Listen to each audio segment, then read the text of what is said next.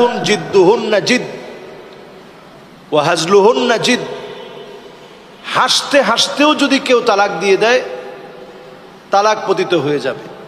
কেউ যদি খুব রাগের মাথায় তালাক দিয়ে ফেলে, সেক্ষেত্রেও কিন্তু তালাক পতিত হয়ে যাবে। আলহামদুলিল্লাহ, ওয়াসসালাতু ওয়াসসালামু আলা রাসূলিল্লাহ, আম্মা বাদ। আজকের বিষয়টি আপনারা শুনেছেন যে রাগান্বিত অবস্থায় তালাক দিলে তালাক হয়ে যায়। তাদের দলিল কি? হানাফি মাযহাবের দলিল কি? দলিল হলো যে যদি কেউ টাট্টার চলে বা মজা করে তালাক দিতে তারা কার্যকর হয়ে যাবে। তাদের দলিল এটা। শুনুন, এই দলিল আমরা বলি কেউ যদি ঠাট্টার চলে মজা করে স্ত্রীকে তালাক দিয়ে তালাক হবে কি হবে না? হ্যাঁ, হয়ে যাবে। কিন্তু এটার সাথে আপনি এই দলিল কিন্তু আপনি ওইখানে ফিট করতে পারবেন না যে রাগান্বিত অবস্থায়। কারণ রাগান্বিত অবস্থায় হাদিস আছে, কেউ যদি রাগান্বিত অবস্থায় তালাক দেয় তালাক হবে নাকি? হাদিস আছে। হাদিস কি? রাসূলুল্লাহ সাল্লাল্লাহু আলাইহি ওয়াসাল্লাম বলেছেন, লা তালাকা ওয়ালা আতাকা ফি ইগলাক।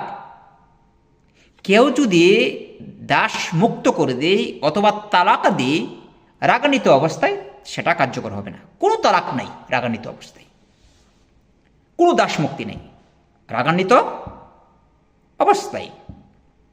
তাহলে এক দলিল আরেক জায়গার মধ্যে ফিট করা যাবে না। এটার হুকুম হলে আলাদা, আর যদি কেউ হাসি ঠাট্টা চলে যদি তালাক দেয়, এটা হলো আলাদা বিষয়। তাহলে দুটি কি এক করা যাবে না। এজন্য লা তালাকা ওয়ালা আতাকা ফি ইগলাক, রাগান্বিত এই যে ইগলাকের অনেকগুলা অর্থ করেছেন উলামারা। একদল উলামারা বলেছেন যে ইগলাক শব্দের অর্থ কি? জোরপূর্বক কেউ যদি তালাক দেয়, যদি কোনো স্বামীকে বলে যদি তুমি তোমার স্ত্রীকে তালাক না দাও তাই তোমাকে হত্যা করব, এটা জোর করে তালাক দিছে, অথচ তার নিয়ত ছিল না, কিন্তু বাধ্য করেছে অন্য কেউ। আর রাগান্বিত হলে কি? রাগে বাধ্য করে তার অন্তরকে, তার নিয়ত ছিল না কিন্তু অন্তরকে কি বাধ্য করে। এই জন্য বলে যে রাগান্বিত হয়ে তালাক দেওয়া আরো বেশি কঠিন কেউ যদি বাধ্য করে অন্য কাউকে তালাক দিতে। এই জন্য কিন্তু রাগে কিন্তু তাকে বাধ্য করেছে তালাক দেওয়ার জন্য, তার নিয়ত ছিল না তালাক দেওয়ার জন্য। আর এটা সবচেয়ে বেশি শক্তিশালী এবং উত্তম মত।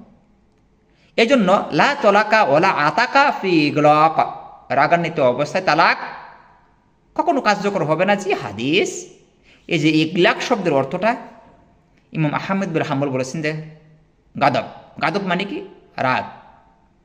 ইমাম আবু দাউদ রাহিমাহুল্লাহ রাগ অর্থ করেছেন, এবং ইবনে উসাইমিন, ইবনে বাজ, তারপর হলো ইমাম ইবনে তাইমিয়া, তার ছাত্র ইবনুল কাইয়ুম জাওজিস, আরও অন্যান্য উলামারা বলেছেন যে রাগান্বিত অবস্থায় তালাক দিলে তালাক হবে না। এই জন্য আমরা বলবো এটাই সবচেয়ে বেশি শক্তিশালী এবং উত্তম মত। আল্লাহু আলামু।